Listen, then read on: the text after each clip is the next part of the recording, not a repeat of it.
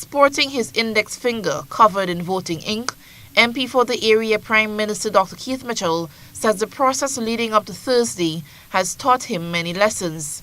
A first-time experience for him and thousands of Grenadians, the Prime Minister called it a special honor.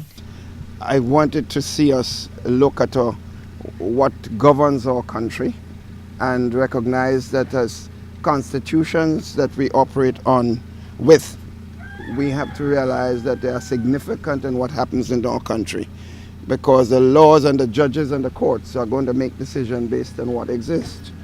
And as we move on in our own sphere of life, as countries have done over the years, constitutions are made for a particular period. They're not like the biblical words, which should not change. But certainly they are for the time, and therefore as we move forward, we have to examine and make changes as we see fit. And therefore the only way in which we can do so is by referendum in our case, and major decisions. And therefore what I would remember about this is an opportunity to create a better condition for decision making in the country. In other words, our people should be better off if some of these changes come forward as far as the referendum is concerned.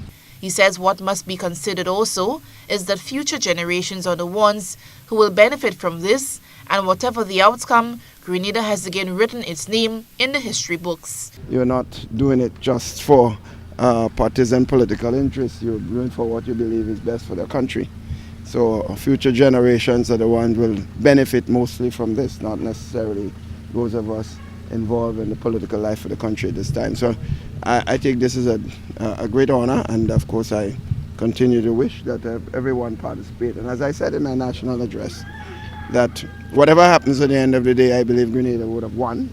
At least we would have gone through a process for the first time, and people understand the implications of whatever the vote results come out of this. I think it would be something that all of us should be proud of.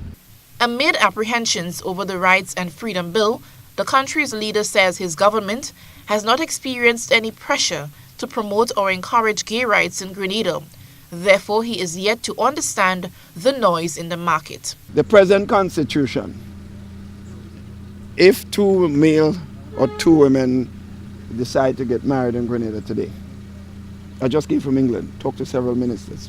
If 2 male or 2 men get married today in Grenada, and the laws refuse to allow them to get married, they take it to the High Court.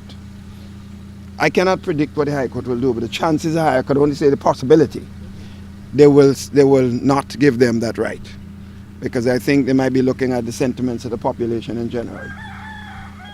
If they take it to the Supreme Court or the OECS, there's also the high possibility that they will not agree with the decision to marry them.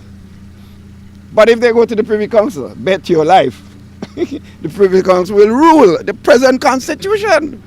So I don't understand what is this noise is about. Eugenia Peters, GBN News.